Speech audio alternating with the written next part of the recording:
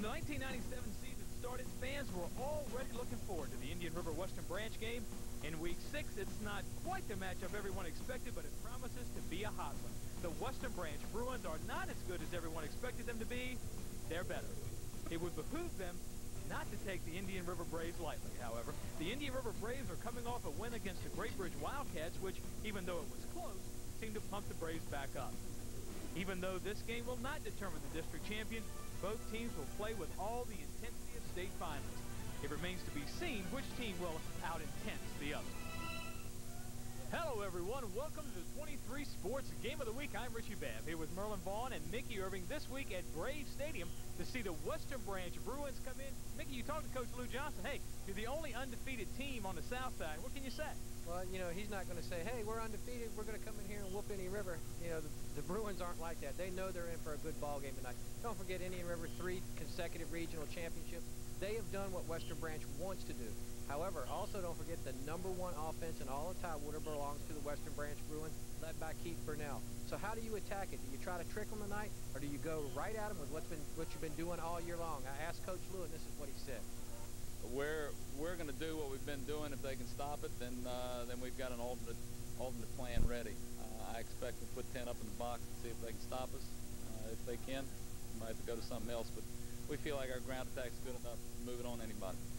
Western Branch going to go right at Indian River tonight, do the things we always see them do. Look for that misdirection play. Look for Keith Burnell. If Burnell gets over 100 yards, it looks good for the Bruins tonight. Don't forget Big Marvin Urquhart back there also. No question, that team of Burnell and Urquhart have racked up big yards for the Western Branch Bruins, but several questions for the Indian River squad, Merlin, like who's going to play? That's right, and the monster that I talked about last week from the X-Files that has been wreaking the most havoc with them has been the monster of costly injuries. Also, they've been hurt by turnovers and penalized yards. Tonight, they get David Ware back, Nick Caparello back, and also a David Blunt back who's about 50%. But, hey, they're going to let it all hang out tonight. And you know what? Coach Parker is ready to go. Well, I mean, I just want the kids to have fun. You know, we realize we're playing against, #1 team, and they have, they're deserving to be #1, and hey, we got to play our best game to beat them. Check out Coach Parker's tie. Hey, it's bright, vibrant, and that's the attitude that the Braves have tonight. They are going to let it all hang out. They will not give up this district championship without a fight. Look for them to do anything and everything possible to keep that intact. Merlin, you began the theme of monsters, and I'll continue that. For the Western Branch Bruins, if there are monsters anywhere that might affect their season, they live right here at Indian River and that lake behind us. We'll find out if they can rise up against the Bruins after this. More than 140,000 Americans have joined Peace Corps. Returning home, their experiences last a lifetime. Meet Sandra Hood, a substance abuse counselor, and Jean Lee, a community services director. Overall, my Peace Corps experience has enriched my life in ways that are very hard to define. Peace Corps service prepares me for what I'm doing now because it taught me how to think quickly on my feet. Peace Corps volunteers, changing America and changing the world. See how you can make a difference.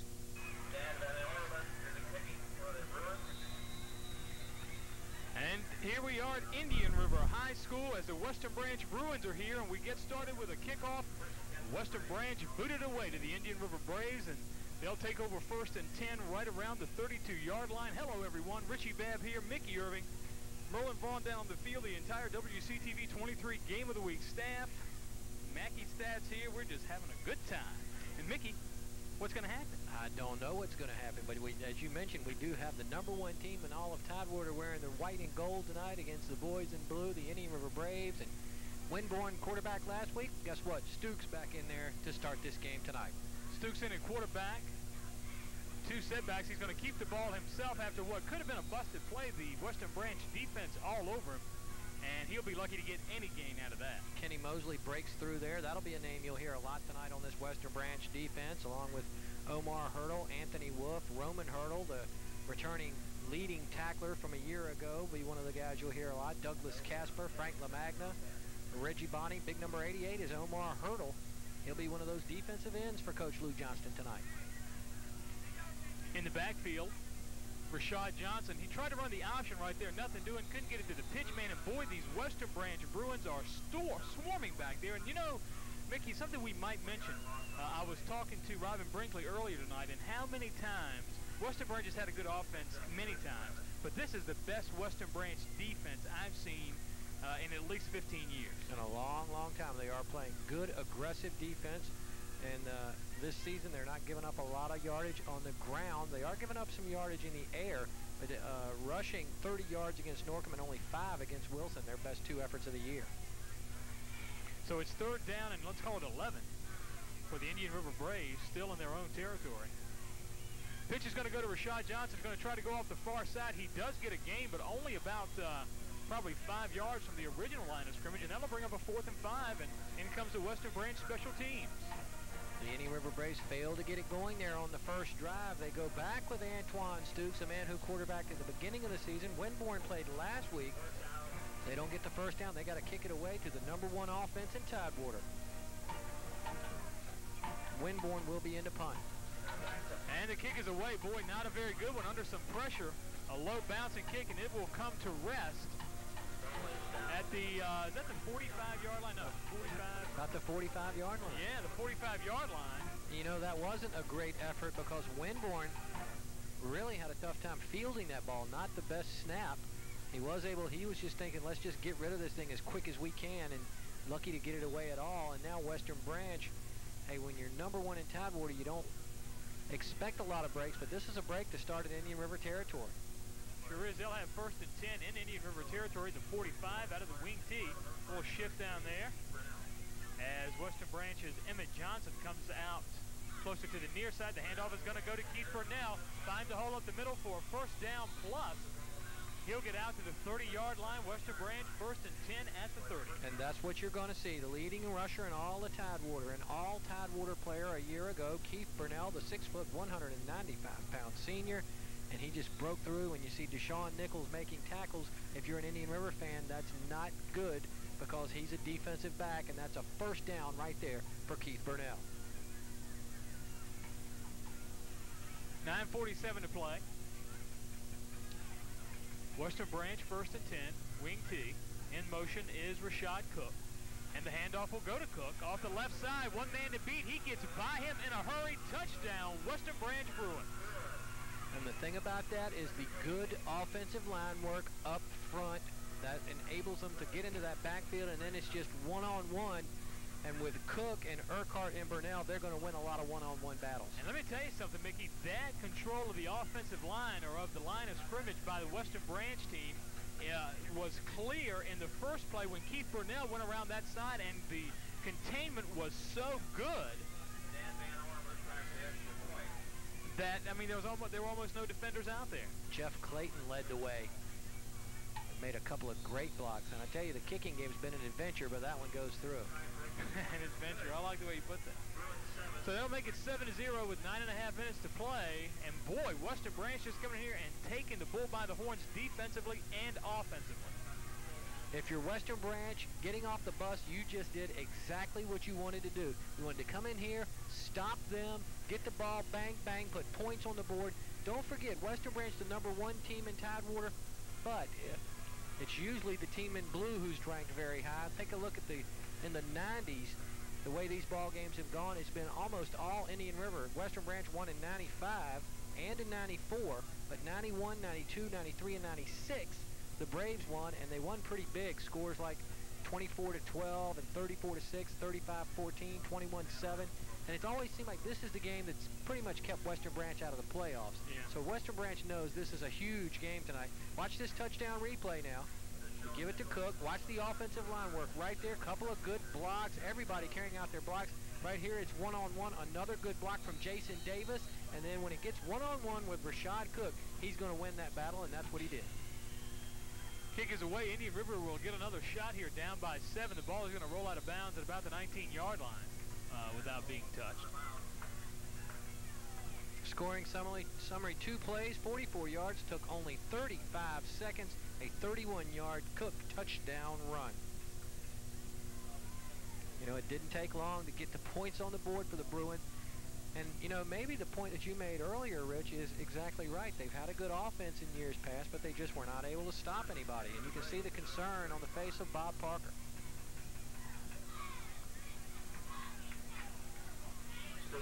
Quarterback for the Braves. Stooks will stay in at quarterback. Yes. boy, whoever has that ball, I believe, well, Stooks is out there. Maybe that's, no, I thought maybe it was Rashad Nichols with the carry, but not carrying it very far. Deshaun Nichols was the man last week against Great Bridge. 135 yards rushing. How about this, Rich? Take a look at this. Western Branch is averaging 37 points per game, only allowing 7. Indian River, on the other hand, only scoring 14, giving up 11. They've had a lot more close games. Of course, they've lost 2, too. So you might say it's surprising they're even on top in that. Trying to run the option again. The pitch goes back to Rashad Johnson. Nothing doing, though. He gets away from him. He is able to fall on the ball, though, at about the 20-yard line. That's a big loss for the Indian River Braves. It's going to be second down. And a boat ride. And a lot. Actually, third down in a boat ride. You know, we mentioned Omar Hurdle early on, the 6', 185-pound senior, number 88. He's the man that caused the trouble for Antoine Stooks, the quarterback on that last play. He almost hustled back there and got the fumble, too. They covered that option extremely well. Yeah, Indian River's going to have to go to something else. That's 2 or 3 times they've tried to run the option and absolutely nothing doing. And even less than nothing doing right there. So third down and 25, a big boat ride for the Indian River Braves. See if they try to get it to Blunt. Going to have to pass it. Blunt is in the game. He's under heavy pressure. Danger getting a safety. Looking for an open receiver. There are hardly any. And that's picked off by Western Branch's number 12, Jarnay Somerville. He picks that off. I mean, what can you do? You can't pass. You can't run the option. Take a look at the replay, and you can see that Stooks able to use his athletic ability and move around a little bit. The receivers were on the far side of the field, so now he starts going that way. I think he wanted to go to Blunt. Here he gets a good block right around here from one of the linemen. Does he set his feet before he throws? Throwing it on the run about 30 yards down the field. Somerville right there, right at the ball. Burnell has the ball this time, and I can tell you, obviously, the intended receiver on that last play that was picked off for Indian River was Jermaine Winborn, but well over his head. A lot of pressure back there. I mean, he was almost tackled back at about the 2-yard line. Yeah, he was fortunate to get away from about 3 or 4 Western Branch defenders. Gain of 5 on that last play will bring up second down 5 for the Bruins. That's probably their, you know what, they gained 5. That's their shortest pickup yet. 7:32 to play in the first period. Into Indian River territory. That's the only place Western Branch has been tonight offensively. Rashad Cook comes in motion. He'll get the ball. It's almost the same play to this side of the field that he scored the touchdown on a little while ago.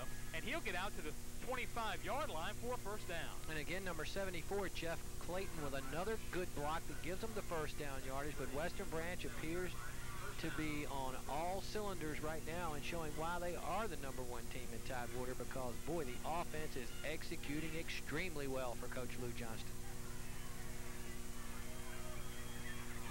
Who's playing better for Western Branch, the offense or defense? Well, depends on which one's on the field.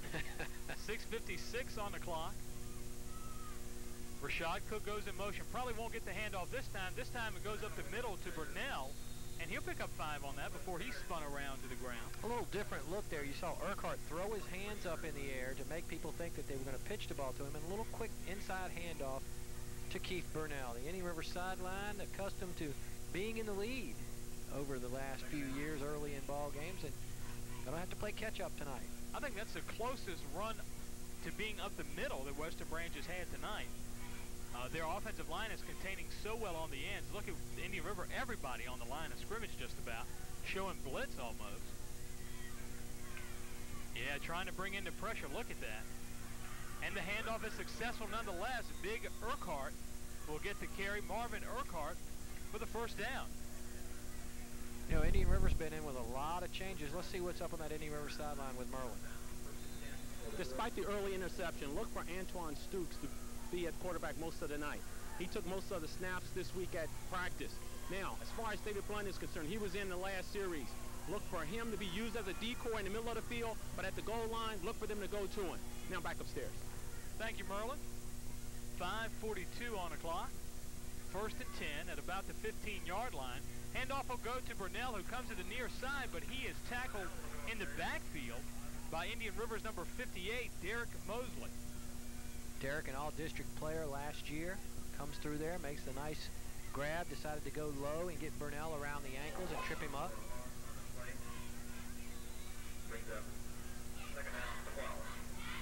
Western Branch threatening again now with a second down. Well, they lost a couple of yards there. Sure Second and 12. Second down 12. Big loss there. Nice work from Mosley to get penetration. Maybe you've taken Indian River a second or two to kind of figure out what they need to do. A little reverse there to Rashad Cook. Mosley again around the football there. Cook on that inside handoff, that counter play we've seen so many years from Western Branch. Boy, nobody runs it like Western Branch. Have we ever seen them fumble on that? I don't think so. But you know, you got to remember, you got to give Indian River credit there. They were ready and were not fooled for that little misdirection. Wonder now, do you go to Emmett Johnson? Watch number 8 at the top of your screen. David Johnson is in at quarterback. They may try to put it in the air here. Any relation there? Don't think so. Wouldn't that be interesting to do that again? Rashad Cook goes in motion. They fake the handoff to him like that play from the touchdown. Penalty marker is down. Passer and the intended receiver was Marvin Urquhart out here on the near side, and he had it for a second. Yeah, David Johnson threw a bullet. It wouldn't matter anyway because of holding against the Western Branch team, Tony Scarcelli tells us. So this will bring it back. It'll be third down and 15. Boy, Urquhart was open. They went away from Emmett Johnson, and Richie mentioned we're used to seeing Walton and Walton for Western Branch. The Walton brothers at quarterback and at wideout, Darrell and Darren. Yikes, check that. It's going to be third down and 20. Third down, 20. And now they may definitely want to get the ball in the hands of Emmett Johnson. He has 14 receptions coming into this ball game. He'll be at the top of your screen. Or you could go with Burnell.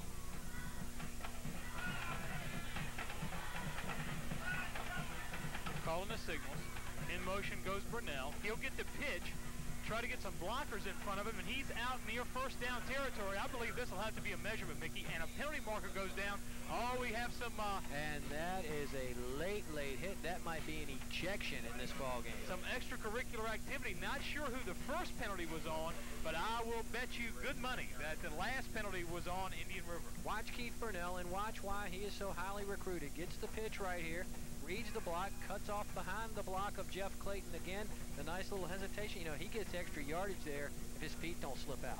Nice job by Nichols right there. It's almost obvious that he's not watching the shoulders of Burnell, but watching his waist so he can tell which way he's really going to go. Not faked out, stays at home. That's going to be holding against Western Branch. And a personal foul. Then we have a personal foul against Indian River. Saw Coach Lou Johnston over there, 73 and 49 and 3 in his 13-year career for the Bruins. Just the 4th coach in the history of Western Branch High School. Well, they'll mark off the holding penalty first. Now they're going to march off the personal foul. Which should be a net gain of about 5 yards for the Western Branch Bruins. Still going to be way short at the first down. Oh, yeah. Well, it'll be third down, though. Yeah. So that gets them back to about the 20-yard line. You're still looking at third down and 15.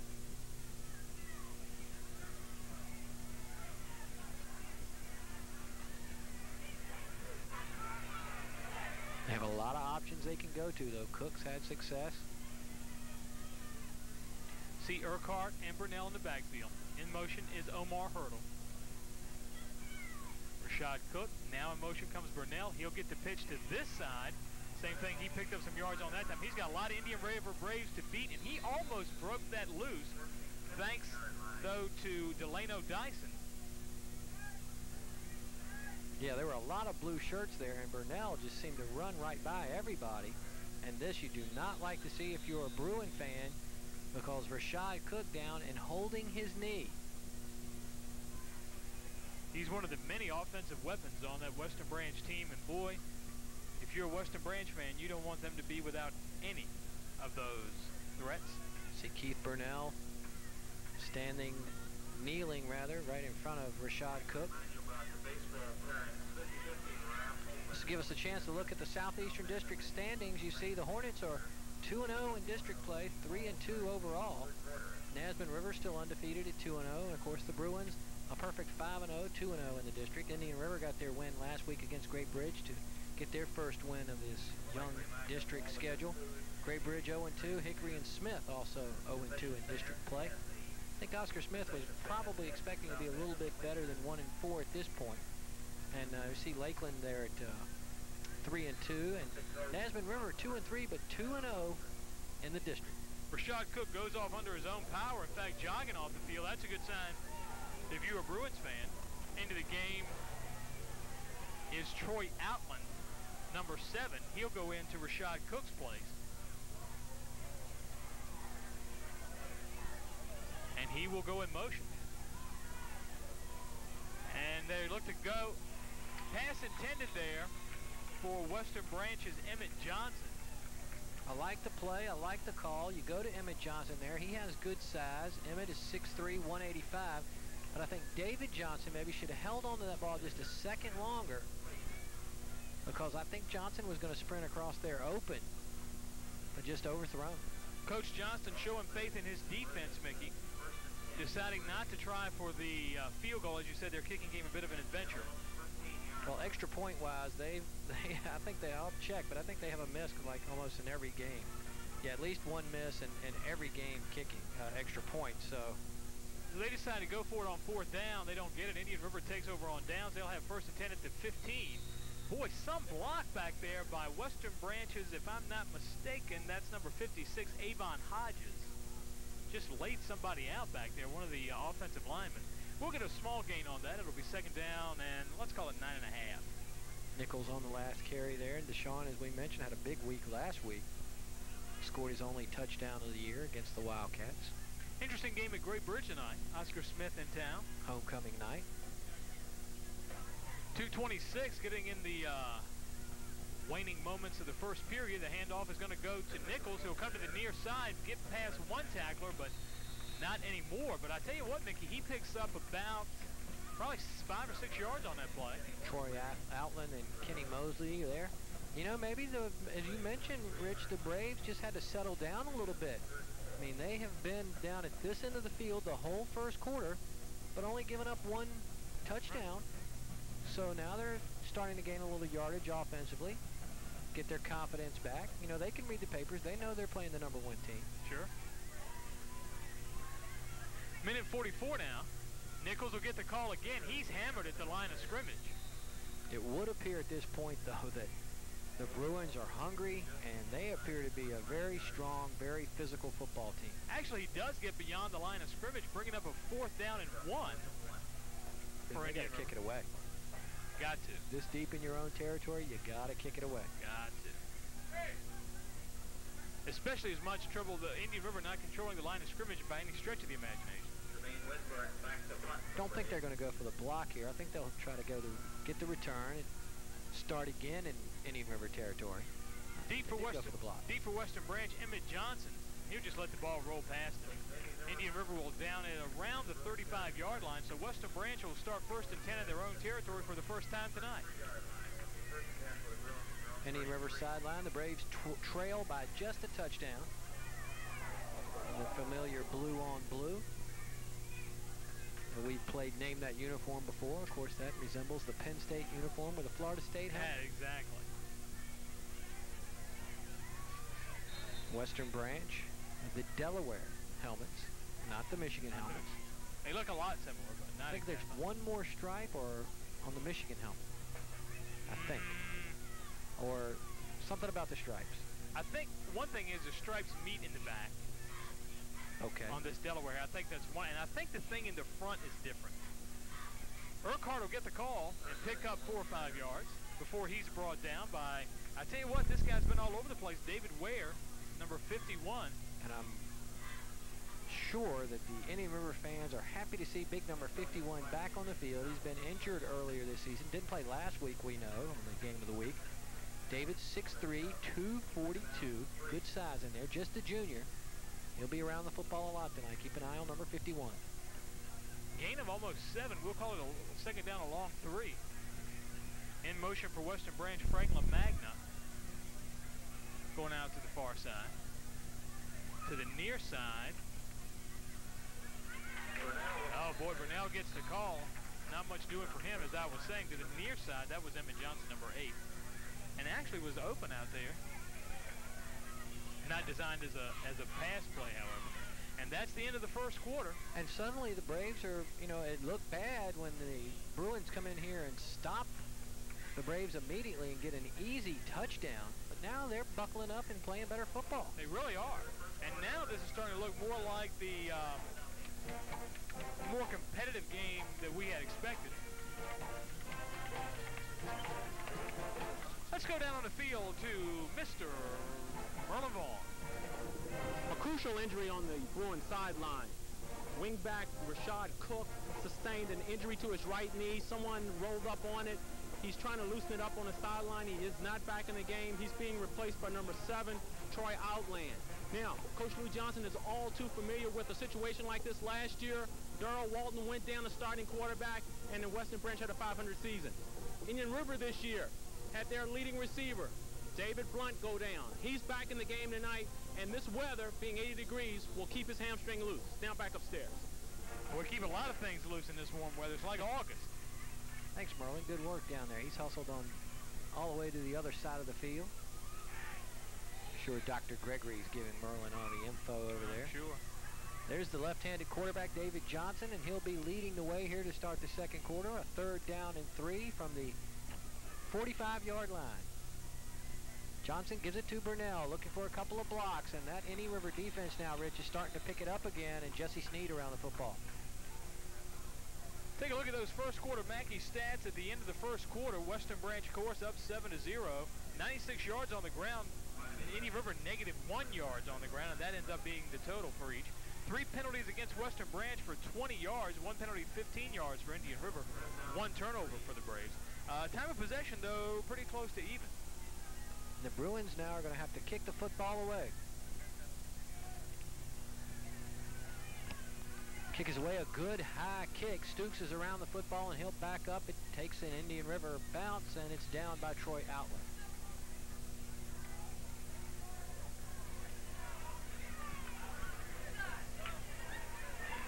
Be interesting to see now. Will Stooks be back in at quarterback? Will they go back to Winborn? Will David Blunt play? You just don't know. You just don't know. Absolutely true. But it looks like they're going to huddle around Stooks, so we'll say he's going to be the quarterback. And it's been said of Antoine Stooks, the best open field runner this side of the water. Of course, a guy by the name of Curry, on the other side of the water there, is a pretty good runner for the Hampton Crabbers. Every time he plays quarterback, he has a ball in his hands. He can make things happen. He looks to do it here. He throws it for Blunt. Blunt makes the grab. It's going to be short of the first down. Outland on the stop. It'll be a gain of about 6, and that's why they need David Blunt. Absolutely.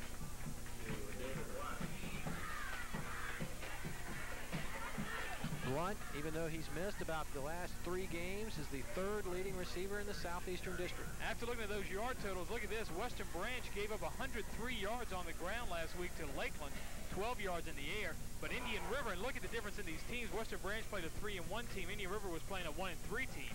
And Indian River gave up 134 yards on the ground at Great Bridge. 7-0 Bruins to score, and here go the Braves right up the middle with big number 35, Rashad Johnson. That's going to be a first down close to midfield. Make that across midfield now to the Bruin 47-yard line. Johnson averaged 10 yards a carry last season. Got the big first down there. Now the Braves have something going here. You know, I think you hit it right on the head when you said you just need to calm down a little bit, and they've appeared to do that, made some adjustments. Braves break the huddle with Winborn coming to the near side of the field along with Marcellus Scott. Keep an eye on Blunt. He's at the top of the screen. They give it to the first man through. That's Johnson. He'll have another first down as they go right up the middle of that Bruin defense. Boy, I can't seem to figure out, Mickey, what the difference is. Whether it's intensity, whether it's just sort of getting your head together. But Indian River looks like a completely different team than they did on the first couple series. They're running against a defense that only gives up 88 yards a game on the ground. The number 9 defense in Tidewater, and they are moving the football right now, looking to tie this thing up with 9:32 to go, first half. Blunt split wide to the top of the screen. Scott at the bottom of the screen, out of the eye. This one goes to Nichols. Nichols off that right side, and there's a couple of big Bruin jerseys in there. Big number 73 on the stop. Of course, that's Anthony Wolf. Also around the football for the Bruins was Jeff Clayton. Nichols, Mickey, so far on the night, 5 rushes for 11 yards. So not having quite the night he had in the second half against Great Bridge. Had a big night last week. Actually, the first half is when he scored. 135 yards against the Wildcats. Quick pass to Scott, overthrown, incomplete. Somebody get a hand on that? It certainly was not a nice spiraling pass. Either somebody tipped it or he didn't get a good grip on it before he threw it. And now with it 3rd and 7, the war chant goes up by the Brave band. They have the ball at the Bruin 38-yard line, and David Blunt will check back in the ball game. He'll be at the top of the screen, and Antoine Stukes may look to get it to him here. Marcellus Scott down at the bottom. Stukes with a quick drop. Across the middle, incomplete. Pass intended for Jermaine Winborn, and when you're looking at Stukes, or when you're looking at Marcellus Scott, David Blunt, you forget about Winborn, but now they're going to have to, well, they turn it over on downs. That was indeed 4th down. Thought it was 3rd down. That was 4th and 7. Jarnay Somerville of Western Branch. That was 3rd down. Yeah. Jarnay Somerville of Western Branch in the area of that last pass, too. And, of course, he has an interception tonight. Emmett Johnson deep, a high kick from Winborn. Takes a Western Branch bounce, and it'll be down right around the 29-yard line. Thought we lost it down there. 8:37 to go in the first half. A 7-point lead, first possession of the night for the Bruins. They're able to put it in pretty easy. There we see shaking up on that Indian River sideline is Chester Newton, and they need big Chester in there. Offensive lineman, defensive lineman. But he's not in on defense right now for the Bruins. Defensive coordinator Scott Johnson. Like an injury to his hand maybe, but it doesn't seem an excruciating pain. Omar Hurdle hurries back onto the field. We see Rashad Cook is back in the game. Bruins better hurry or worry about a delay of game here. Cook goes in motion. This is a new look from the Bruins. Yeah, usually if they send somebody in motion, it's across to the other side of the field instead of coming out wider. Little inside handoff to Burnell. Maybe a couple of yards. Indian River defense right there. 2nd down now and 9 for the Bruins. 8:25 to go first half. Coach Lou Johnston on that far sideline. Played for a couple of coaches you've probably heard of before. When he was at Great Bridge, he played for Billy O'Brien. When he was at William & Mary, played for a guy by the name of Lou Holtz. Heard of him? Heard of him. 2nd down and 9. Johnson to throw. Wants to go to Emmett Johnson. Almost picked off, and boy, Antoine Stukes was ready and waiting. One step from a touchdown there for Antoine Stukes, I think. I think so.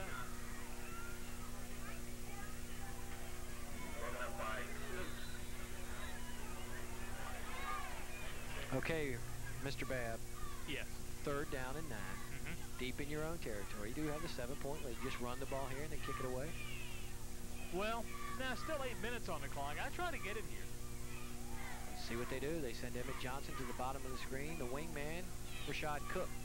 Air it out. I tell you what, I wouldn't run that little misdirection. That has been ineffective tonight. Omar Hurdle, the tight end, will set up on the near side. Burnell in motion. Might have an illegal motion penalty against Marvin Urquhart. This is going to come back. It would be short of the 1st down. So we'll see if the Braves will decline the penalty. Indian River is obviously playing more aggressive defense because Western Branch is not able to free up the number of blockers that they've been able to free up before. Look at this, how well matched on paper these teams are. Both teams are ranked in all of these statistical categories except points scored. West Indian River, interestingly enough, 2nd in total offense. They're not even ranked in points scored. So they're getting a lot of yardage, just not doing a whole lot with it. Exactly. We were talking to Coach Scott Johnson before the game, and he said, you know, we're getting the ball down in the red zone. We're just not getting it in the end zone, which they need to do tonight. Haven't done it yet. Trailing by 7 with 7:52 to go first half. 3rd and 13. They do take the penalty. Ready to play for the Braves is Ronald Brewer, number 33. You got to look at him. Do I have to? Well, you got to. Okay. If I have to. Throwing situation here now. Yes, you have to. They go back to that wing tee. Cook comes in motion. Give it to Big Marvin. No, they fake it. Johnson going to run the football. Now we got a flag down. Could be a holding penalty. Emmett Johnson, the wideout, goes back in, tries to make a block. The punt unit will trot on for the Bruins.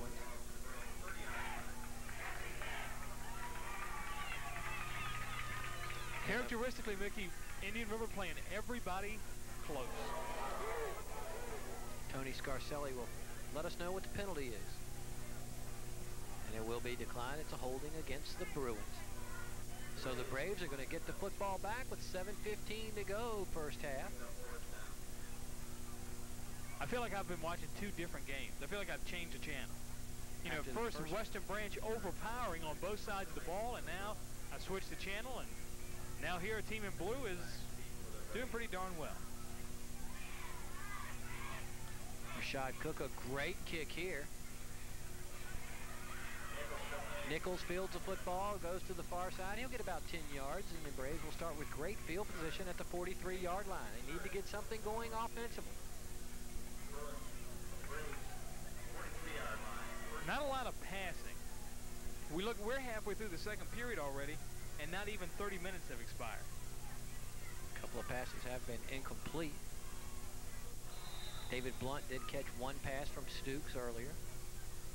This is an Indian River team that's made 6 consecutive trips to the playoffs, the longest streak in Tidewater. And if they're going to make another trip, they need to win here tonight. Right up the middle now with Johnson again, Rashad Johnson. Last week, 96 yards on 16 carries against the Wildcats.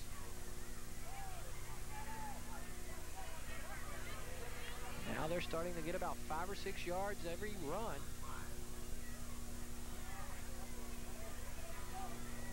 Nick Caparello,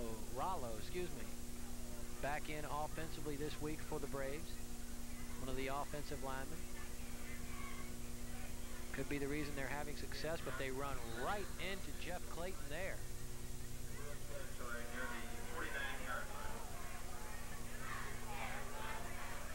It's going to be now 3rd down and short, and Coach Bob Parker will talk it over with Marcellus Scott, the wideout, who will check into the game. What's with the time? Coach Parker still wearing the shorts.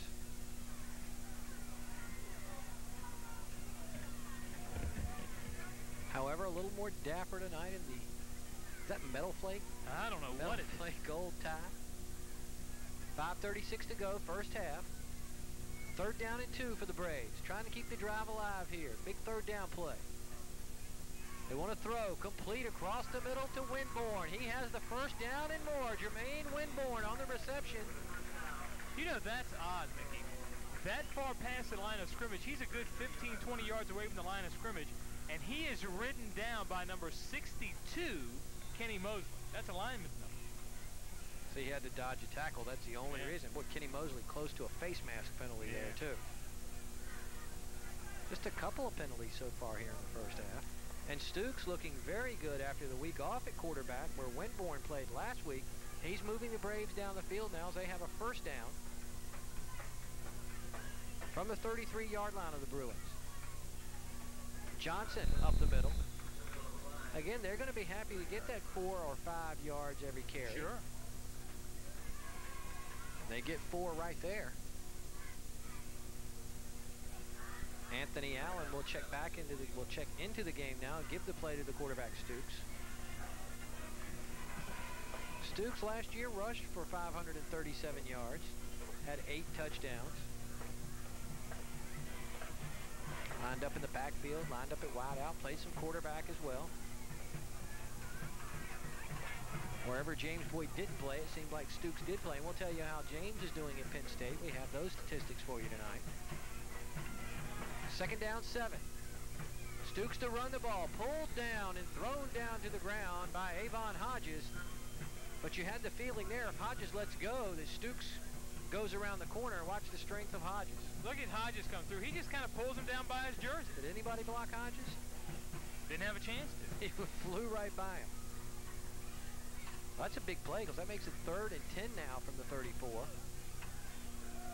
Another throwing situation, so keep an eye on 87. You see him go to the top of the screen. That's David Blunt. Go with split backs now.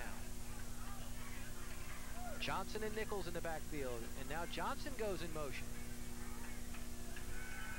Here comes the pressure and a sack. Avon Hodges has not been touched the last 2 plays, and give him the sack. Big Avon Hodges. And you know, it's not like he's even affected by making a tackle. He just drags him down and gets him like, all right, I'll see you later. Watch, you'll see exactly what I mean here. I want to see where it comes from. Not there. All right, yeah. We'll take a look. Well, I think that was helmet cam from the quarterback. That's got to be. Helmet cam from the quarterback at the end of that play. So Emmett Johnson will stand around the 10-yard line and hope to get the football back. Winborn with another high spiral. Good move for Johnson to let it go. He knew he was standing at the 10, so when he stepped back, just let it go. So the Bruins will get it at the 20-yard line. Well, you'd have to think Coach Lou Johnston would like another score. Let's take a look at this replay and watch the sack. Untouched. Just comes around the end. I don't know. He blew right by Randall Scott, number 65.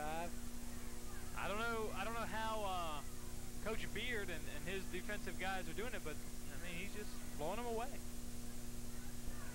Bruins now with that 7-point lead, 2:53 to go, first half. They'll be chugging here. They'd love to go into halftime with a 14-point lead, or even a 10-point lead. Cook on the wing. Hurdle now will move to the near side.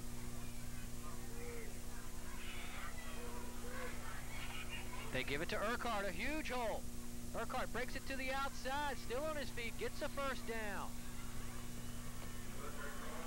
Unlike the first series for Western Branch, though, Mickey, that not so much a gain thanks to the offensive line, but rather because of Urquhart's individual effort. That's the Antoine Stooks. He doesn't feel too good. Looks like he may have hurt his shoulder on that last play. And I can see from here Merlin Vaughn has a close eye on what's going on. After that last sack from Avon Hodges, he may be shaken up. That was a first down for Marvin Urquhart.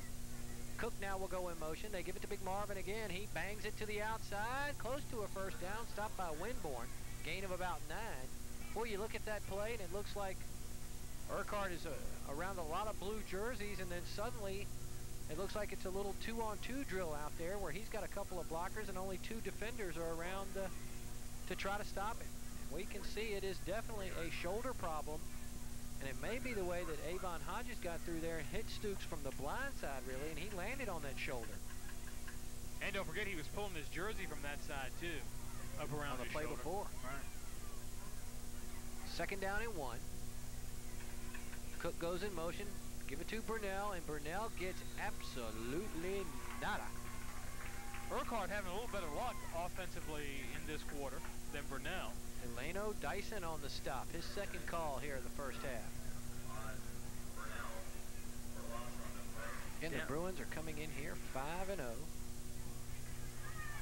Indian River coming in at 1-1 in the district, 3-2 overall, knowing they cannot afford another loss if they hope to make a 7th consecutive trip to the playoffs. Third down and 4. Inside a minute now in the first half. It's a new look now as Urquhart goes in motion.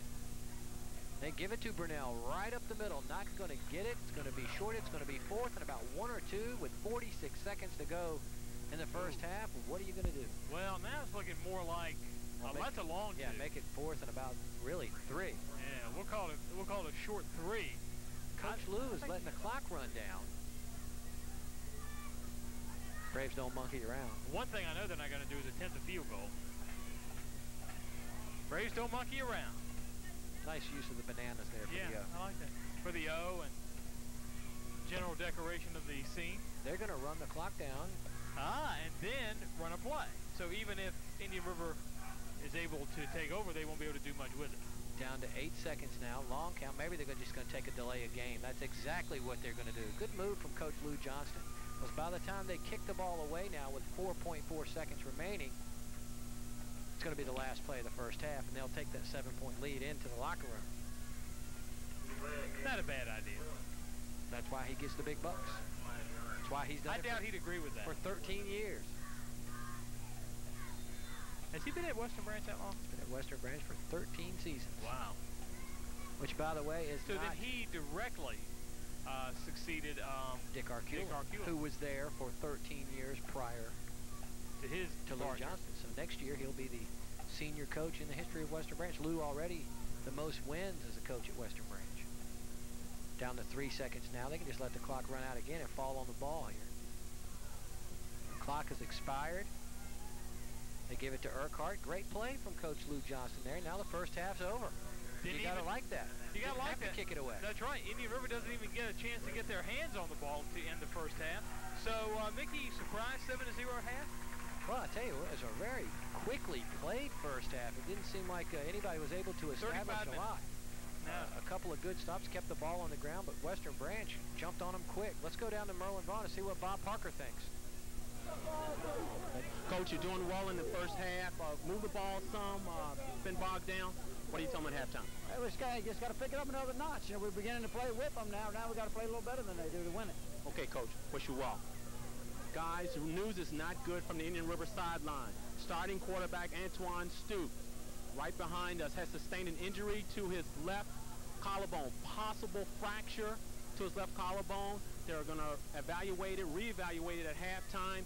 He might be done for this game and possibly for the year. Now back upstairs. That is indeed bad news for Braves fans, and that is a big loss. He was starting to get the offense moving, like Coach Bob Parker said. You know, we're playing with him now, and that is definitely bad news for your Braves fan. We'll fill you in and let you know what's going on. We can tell you this. The #1 ranked Bruins have come into Braves Field, and they will take a 7-0 halftime lead. We'll be back for second half action right after this.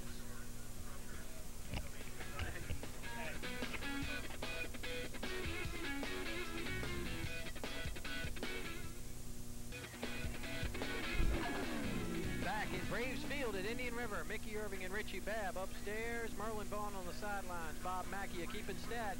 And we are watching the #1 team in Tidewater, the Western Branch Bruins, and Indian River giving them all they can handle right now. Take a look at these halftime Mackey stats, and we'll let you know what's happening. 126 yards on the ground, most of that in that first drive. 35 yards for Indian River. The passing attack not hitting on a whole lot, and Indian River's passing attack is going to be hurt by the fact that Antoine Stooks has been carried off in the ambulance, I believe, with a broken collarbone. They're going to check it out. We'll get a report from Merlin in just a bit. Penalty situation, 5 for the Branch and 1 for the River. Time of possession, look at it. Almost dead even. Been a good first half, quickly played first half. And if you're Bob Parker, you got to like the way things are going because you can get a score and go for 2 and be in front of the #1 team in Tidewater. So obviously Lou Johnston has to be a little concerned. I'd like to accentuate the positive, and if you are an Indian River fan, one thing you can say is very positive is that Western Branch has been far out penalized in comparison to the Indian River Braves, and penalties has been a bit of a, as Merlin would say, a monster for this Indian River squad. Indian River, 7 penalties against Norview, 8 against Booker T, 6 against Nazareth River, and 6 last week against the Great Bridge Wildcats. So they're up there kind of high, but Western Branch also averaging right around 5 or 6 penalties a ball game. So, but they're way ahead of that. But you know, they're going to get the ball back to start the second half, and don't forget the first half, the first time they had the football, they scored.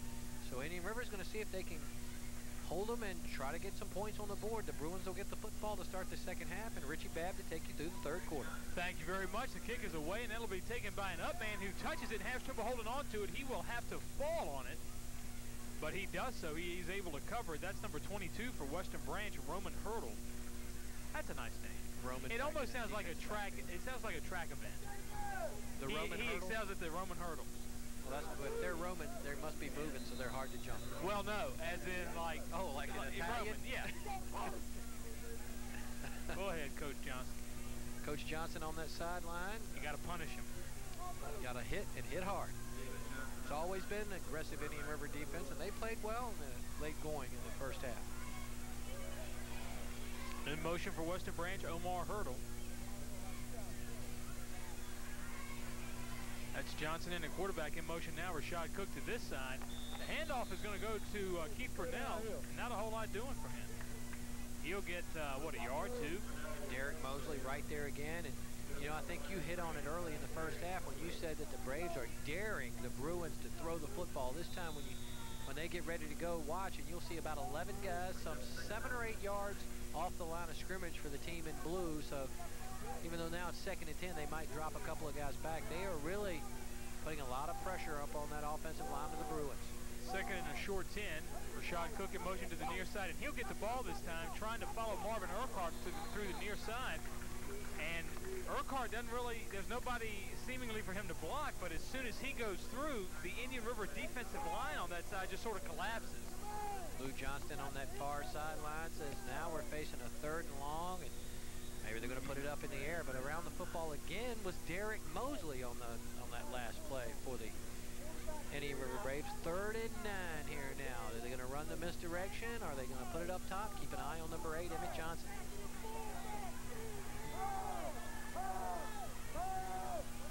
Johnson calls the signals. Keith Burnell in a slow motion. He's going to air it out. Johnson wants to air it out, and the pass is complete out to Western Branch's Omar Hurdle, and that's good for a Western Branch first down. They go to the big tight end, Omar Hurdle, 6 foot, 185-pound senior. No touchdowns on this young season. Watch the replay now. Keep a lookout for big number 88. He comes from the bottom, the top of the picture. Goes up, makes the nice leaping grab. Pretty good coverage from Deshaun Nichols, but able to hold on to the football is Hurdle. The smart thing there, that his pattern gave him the first down. Well, you said, Mickey, Indian River daring him to pass, and they took him up on it. That's good for a Western Branch first down. Not a whole lot of motion. Going to try to air it out again, and that one's complete. Out to Western Branch's Emmett Johnson. And that's a gain. His forward progress, Mickey, will give him a gain of about 7 yards. Boy, he had to know he was going to get punished when he was being held up there. Jermaine Wimborne coming up quick was able to get a pretty good pop in on Emmett Johnson. Emmett the wideout. They go to Johnson a lot. Probably the go-to guy so far this season coming into this ball game. 14 receptions, 3 touchdowns. Split way out to the far side for Western Branch is Emmett Johnson.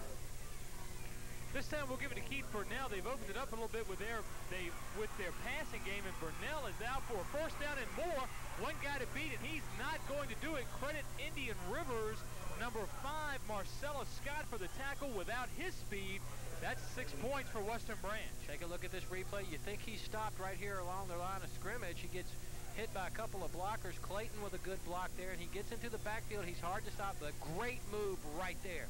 But Marcellus Scott able to grab the jersey and just barely pull him down and save 6 points. But a couple of good reads from Keith Burnell. As we mentioned, an all-Tidewater player a year ago. On that run, you can see why. As I tried to spit out, the fact that they completed a couple passes opened up that Indian River defense a little bit to give them a little breathing room to sort of execute some of those running plays. And as a result of that, they'll have 1st and 10 at the 20-yard line. They're into the red zone, right on the fringe of it, at least.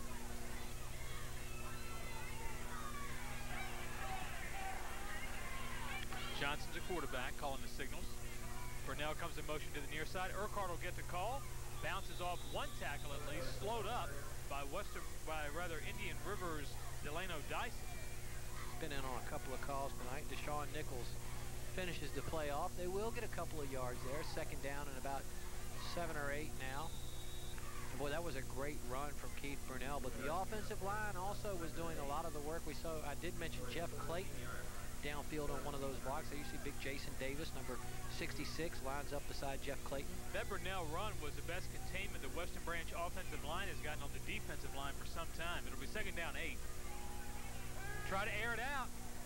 Sending it out, and that pass is almost caught in and out of the hands of Western Branch's Emmett Johnson. Did you see some interference there? He almost made a great grab. If anything, maybe on Johnson. Let's take a look and see now. The lefty, David Johnson, throws it up. There, a little push and shove on both guys, really. Emmett Johnson almost made a great play. He had a huge size advantage over Raphael Tolliver on that last play. Again, we said Emmett Johnson coming in at 6'3", Tolliver coming in at 5'7", so Coach Lou Johnston went to that quickly because Marcellus Scott was out on that last play. He's not a big guy either, though, Marcellus Scott. Incomplete pass brings up 3rd down 8. Cook goes in motion to the far side. He's back into the game. They're going to try to air it out again, but timing has perfectly is Indian River's number 25, Antonio Spivey. You know, we haven't called his name tonight. An all-district player from a year ago, a 3-year starter is Tony Spivey. One of the guys I like to watch play defense on this Indian River team. Got good size, 6'2", 219. Got the hand up there and knocked the pass down. I think they're going to go for it here on 4th down. They are deep in Indian River territory. This reminds me a little bit of their second series tonight after the score. They get down in the red zone after a big play threatening to score. And the last time they were here, things didn't turn out so well. This time they'll give it to Keith Burnell, who can sometimes turn nothing into something. And he may have picked up a first down there. He is certainly out near the first down marker, and I believe he did get a first down. We'll wait for the call. You know, if he gets the first down there, that is all Keith Burnell right there. Looking for blockers, and it got down to the last minute. It looked like he said, I've got to have this first down. But from this spot, it's going to be very close, and Tony Scarcelli says, we're going to call the chains in and take a look and see. I don't think he got it. Not from the way they spotted the ball. I think it's going to be just short. The crowd here at Indian River tonight watching the big game, and it is a first down and by about a half a football. That's all Keith Burnell right there. Hey, and a good crowd has filtered in over on that Western Branch Although, side you know, again, Mickey, his first instinct there was to cut inside the end down there. Now, watch here, Mickey. Oh, watch. He's going to go to the far side. Right about here, he's hit a couple of times. Right here, he says, I've got to get the first down, puts his head down, and, yeah, he definitely did get the I think if he'd have gone all the way around the end, I think that he may have had, it wouldn't have been so close. But he sort of takes a little stutter step and turns it up. Marvin Urquhart with the carry. That's the kind of defense we've seen from the Braves in the past with about 6 or 7 guys around the football. Burnell, by the way, Mickey, 85 yards rushing tonight so far. That's a respectable total. Coming into the game was the leading rusher in Tidewater with 670 yards coming into tonight's game. 2nd and goal now for the Bruins from the, let's call it the 10-yard line.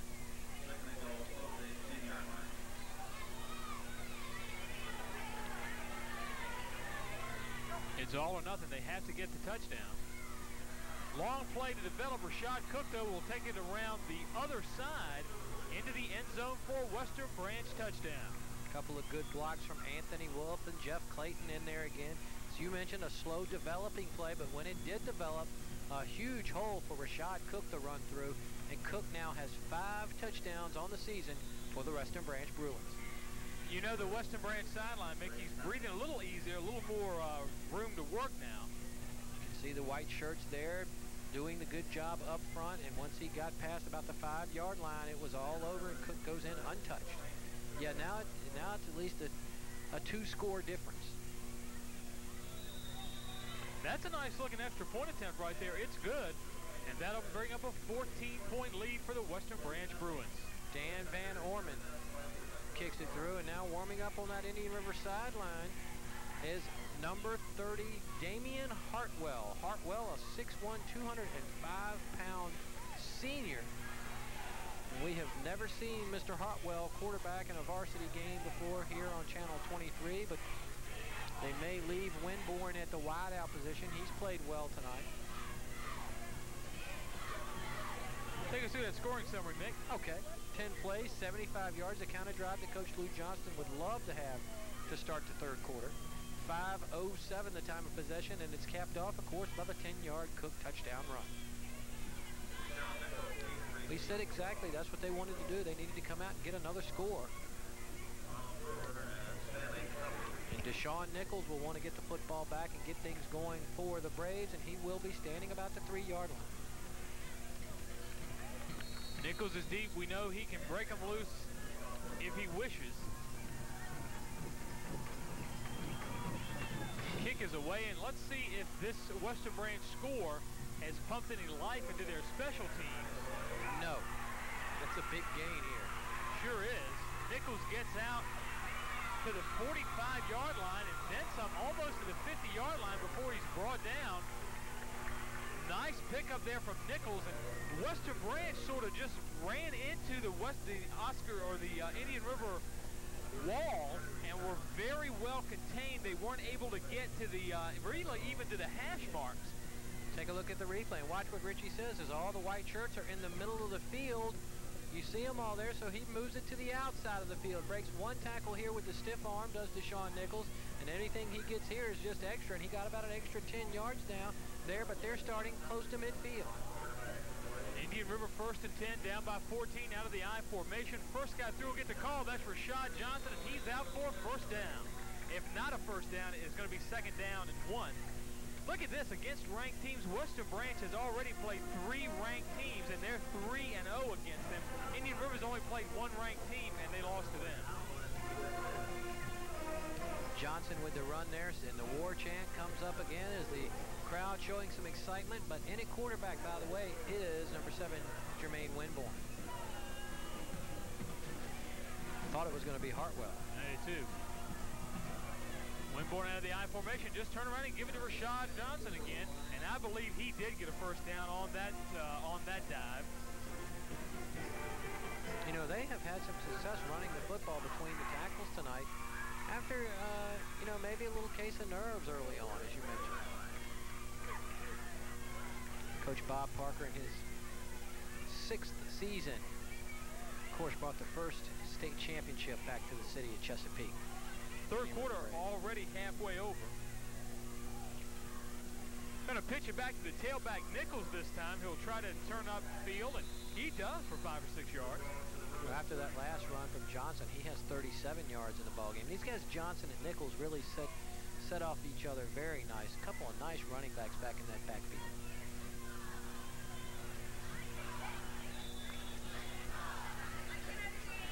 You know, they're getting that 3 and 4 yards a pop. Keeping the ball on the ground.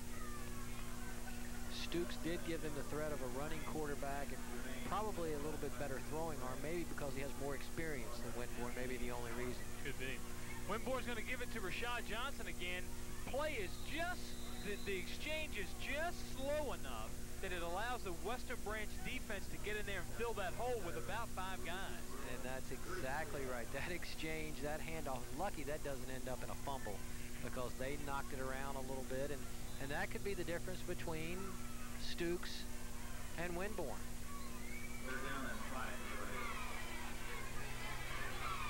Hello.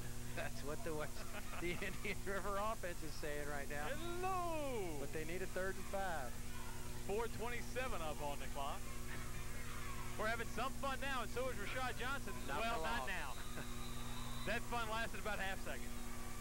And that is because of that Western Branch defense. Kenny Mosley around the football again, along with a man we've called his name many times tonight, number 74, Jeff Clayton.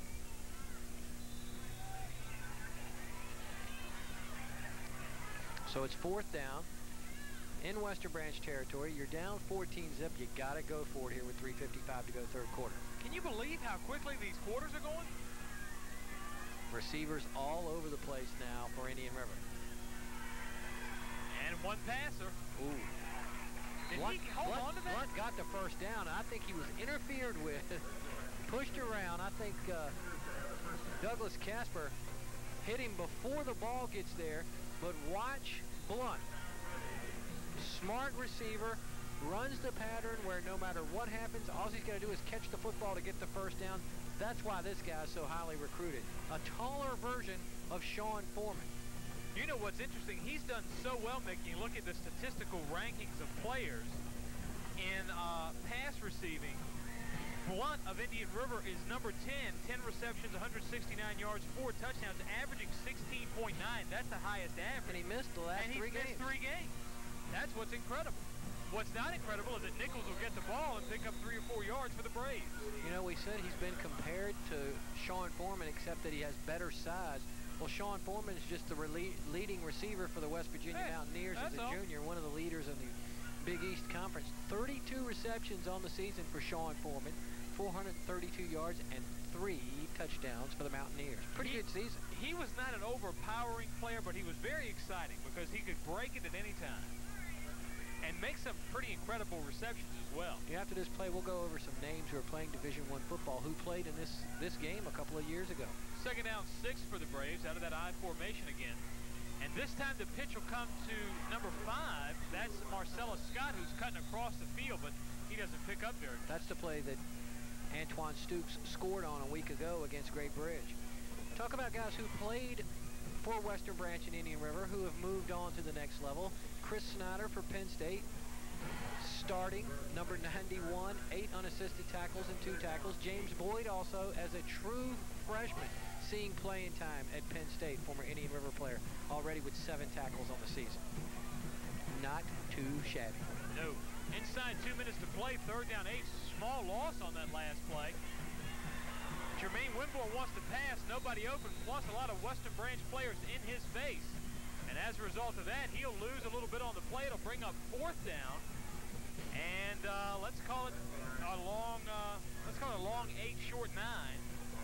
Frank LaMagna there with most of the defensive pressure. A good play, I think, from Jermaine Winborn not to throw the ball, to try to force something to happen. A couple of other names you might have heard who have played on one of these 2 teams playing college ball. Of course, Dre Bly with 2 interceptions for the Tar Heels in Chapel Hill. Richard Williams playing over at UVA has a touchdown on an interception. Sharon Stith playing at Virginia Tech. Lorenzo Ferguson had an 84-yard interception for a touchdown against Arkansas State for Virginia Tech. So that's not bad. That's 7 guys out of these programs who are currently playing Division I big-time college football. Big-time college football. We're going to have a timeout on the field. Hey, another guy I didn't mention, Todd Hollowell, who played over at Western Branch. His 2nd team on the depth chart over at Wake Forest as the starting right tackle. 2nd team. Look at our area top 10. Western Branch hanging in at number 1. They're 5-0. Norcom 4-1, except for that one loss to Western Branch. They're tearing things up. Booker T. Washington in at 3rd. First Colonial is at 4. Indian River coming in at number 5, 3-2. I mean, considering the next team down is 4-1. And Indian River dropped out of the top 10 in the Virginia Pilot. How about that? Kellum in at number 7 after a loss. Ocean Lakes, Churchland, and Deep Creek. Churchland getting beat last week by Nansemond River. Nansemond River. What is it? It's like they were just kind of playing a few guys and taking it easy until they hit district play, and then they're like wide open. They walk in the stand, they say, hello. You know, Norcom, like as you said, got the 1 loss, and then they just roll along. Hey, top 10 in the state. Hampton, no surprise, number 1. These Western Branch Bruins coming in at number 7. Patrick Henry Ashland, we've seen them a couple of times. Big 4th down play here, Mr. Babb. 109 out of the I formation. Winborn wants to air it out, and he needs to. It's 4th and very long. Oh, almost complete. Not able to hold on to it, though. The intended receiver and the guy who had it go in and out of his hands was Indian River's Adam Ely. First time we've called that name tonight. Watch the replay. Number 28, Douglas Casper with a big hit right there, which loosens the ball away from Adam Ely, or that would have been good for a 1st down. And that man, David Blunt, put a great move on the man guarding him, and he was open, but Winborn was sort of forced to go to the right side of the field, and that took Blunt out of the play. Not so much, Mickey, a perfectly, not a hard hit, but a perfectly timed one. Western Branch with the ball again. They have 1st and 10 at about the 29-yard line in their own territory. Marvin Urquhart will get the call and get out to the 30-yard line, gain of 1 or 1.5 on the play. The big fella Marvin Urquhart gets up. Of course, the wrestler, we'll be seeing him inside this season. The Snoop Dogg. It must cool off by then. I don't know. 40 seconds on the clock for the 3rd period. The only person the warm weather is helping is, who Merlin said, is David Blunt, who's had trouble with hamstring. That's an injury that takes a long time. So the warm weather's helping him tonight. That's Rashad Cook going in motion to the far side for the Bruins. Finds a nice place. And as a result, Nichols will back off a little bit just in case they try for the run, or for the pass rather. Marvin Urquhart will get the handoff, and not many yards. S.T. McElroy on the stop. That was a funny-looking play. It was almost like in slow motion. You know, Urquhart just kind of gets the ball slowly and takes a couple steps. I think the heat may be starting to have an effect on big number 44. Gosh, he does look huge. Let me take a look at, what are his stats here? 6 feet 240. Woo! I think that's pretty realistic. I don't know. I think that the possibility exists that he Might be about 242. Maybe 242. 242. I'm not sure that he's a true 240 football player. Coach Lou will trot on to the field as that is the end of the third quarter, and the Bruins did get that score to make it a 2-score ball game so far. And you know, I can say this with some confidence. To take us home through the fourth quarter play-by-play, Mickey Irvin. Thank you, and it's been... Take it home. I don't think it's been all Western Branch here tonight. The number one team in Tidewater has been in quite a fight. They do have the 14-point lead over the Indian River Braves right now. This is an Indian River team that just a couple of years ago won a state championship, and that's what the Bruins are shooting for this year. Let's go into the huddle now with Lou Johnston. You really want to come in motion because they start sliding with it. Okay. It's a hair late. Fly. 429, Emmett. Got to get him now. You can cheat it down a little bit. Make sure you get that linebacker, Keith. I know you're going to get a great block. Guard, get a little dip. Get around it. Kick it out. Cut. Let's go down to the field now with Merlin Vaughn. A surprise visitor here at Indian River High School is Tisha Pinachero, All-American point guard for the Lady Monarchs basketball team of Old Dominion University. Tisha, what brings you this way? Well, I'm having an internship with Channel 3. My major is communication, and I already graduated, so I just decided to join Channel 3 for learning a little bit more about television, so I'm enjoying so far.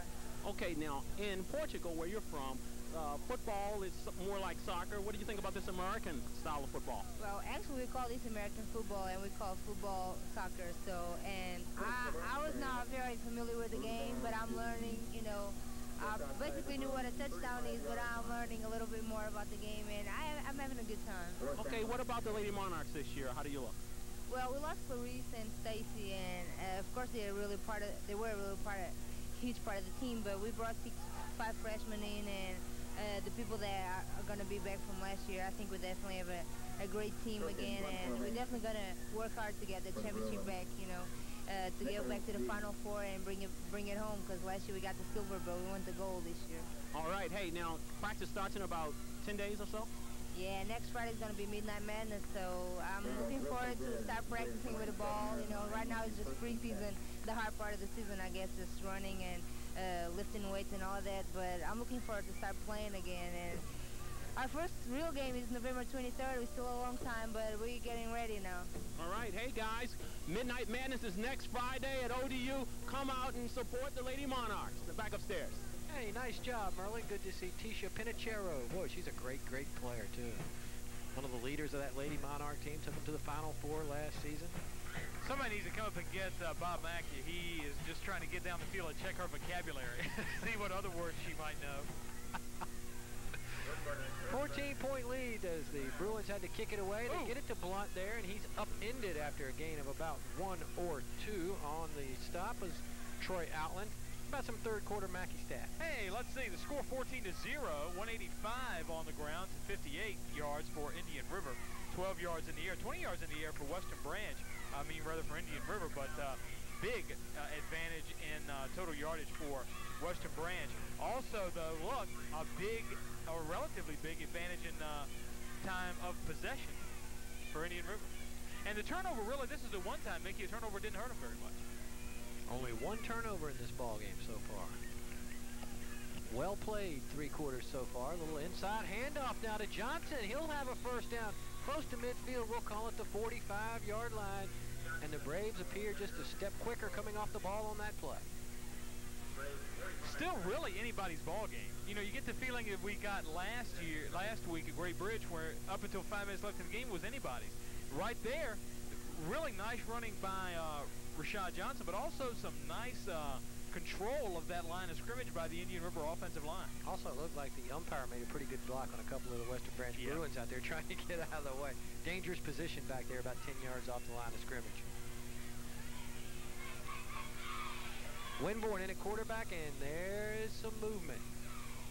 And that's going to be on David Ware, his first week back. He moves just a bit.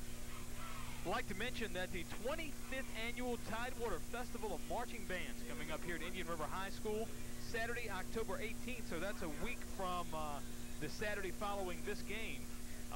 Here at Indian River High, the longest running marching band festival in the entire state. 23 bands from all around Virginia will be participating in this fall classic.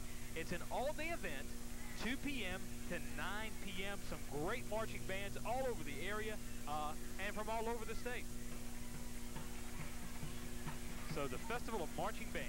Johnson again, he'll be tackled by about 6 or 7 Bruins, and you know the spot here will depend if he gets the first down or not. That band was a pretty big deal. It's a lot of people come in to watch that. They sure do, and the nice thing about it is you really don't have to get here at 2 o'clock and leave at 9. You can come in whenever you want and just see some great shows.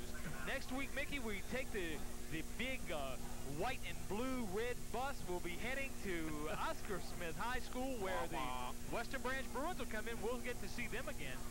Come in against the Oscar Smith Tigers. Boy, oh boy. The game of the week next week from Oscar Smith High School. Second down and 10 here now. They did get a first down a couple of plays ago. This is Winborn. Nichols goes in motion, long count. They want to throw it, and not going to happen because he's hit by Drew Delk. Drew Delk gets through there untouched. Remember a couple of plays in the first half where it looked like Avon Hodges got through untouched? Well, it looked like Delk got through very quick on that play. And well, oh, look at that! Whoa! And if he didn't get him, Avon Hodges was there. He was again.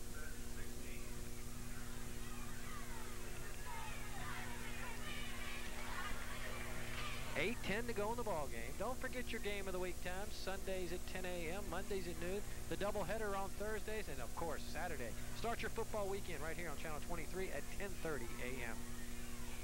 Third down and 18. Pump fake once, plenty of time to throw. Winborn wants to go to Blunt, and is he going to make the grab? No, picked off. Douglas Casper with the football up the far side. Comes back to the middle, and it's going to be Western Branch football. A nice play. No, that's not Douglas Casper. That is Jermaine Somerville. That's the second time he's been around the ball. He almost had a pickoff earlier. Pump fake, as you said, Mickey, airs it out. Boy, it looks like it's his all the way. I don't think he even saw Somerville out there. I thought Blunt was going to wrestle the ball away from him. Somerville had to think for a second. He had 6 points going up that far sideline. 7:41 to go in the ball game. Bruins now with a chance to put it away, and there's some movement. And you can't do that. That's going to be a penalty. Yeah. Anthony Wolf may move just a little. See Mike Query there. And Reggie Bonney in there. So it'll be first down and 15 for Coach Lou Johnston and the Bruins. First down, 15. Was the Braves, 48 guys. They'll have Emmett Johnson split to the bottom of your screen. The wingback Cook will be to the near side. This is Keith Burnell. Burnell wrapped up by Tony Spivey after a gain of a couple yards. The best thing Western Branch can do right now from their perspective is just to burn some time off the clock. Joseph Drake also around the football there on that play. So it's second down and 13. Western Branch, Mickey, at Indian River, they had homecoming last week at Indian River. They're at Oscar Smith, and then they're at Nansemond River. So 3 big games on the road, and then Great Bridge and Deep Creek at home to round out the season. Western Branch looking to go 6-0. They haven't been to the playoffs in 20 years. This is Urquhart off that right side, still moving the feet, tries to get it to the outside, still on his feet. And it's going to take a lot of blue jerseys to pull him down, and that gives that Western Branch sideline something to cheer about. He picks up about 10 yards. It's going to be third and about 7 or 8. Talking about Western Branch in the playoffs, as you take a look at their schedule, Richie just mentioned those last 3 games, Nansemond River, Great Bridge, and Deep Creek, 2 of those at home. Oscar Smith will be a television game next week. Look at some of those numbers they're putting up, scoring 54 points against Hickory, 49 against Lakeland, 39 against Wilson. They're a 3-time district champion of the Western Branch Bruins, 75, 76, and 77. Yes, 20 years ago since their last district title. This is Cook going to the outside, wants to get the first down. He's going to be short.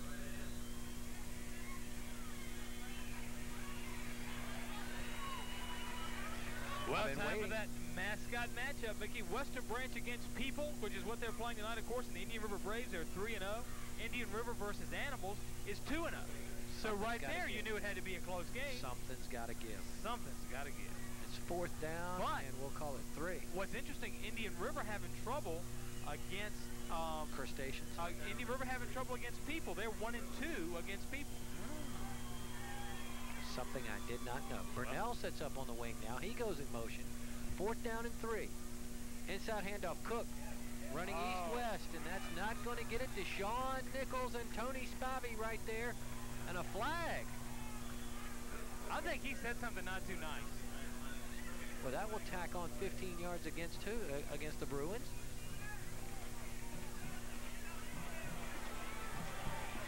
What do we have? Yes, unsportsmanlike against the Bruins.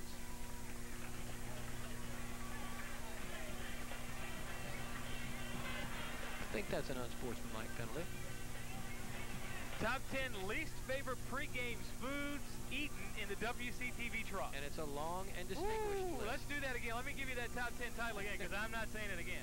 The top 10 least favorite pregame foods eaten in the WCTV truck. Number 10, McColi burgers. Ooh, those were last week, right? Yes, I believe so.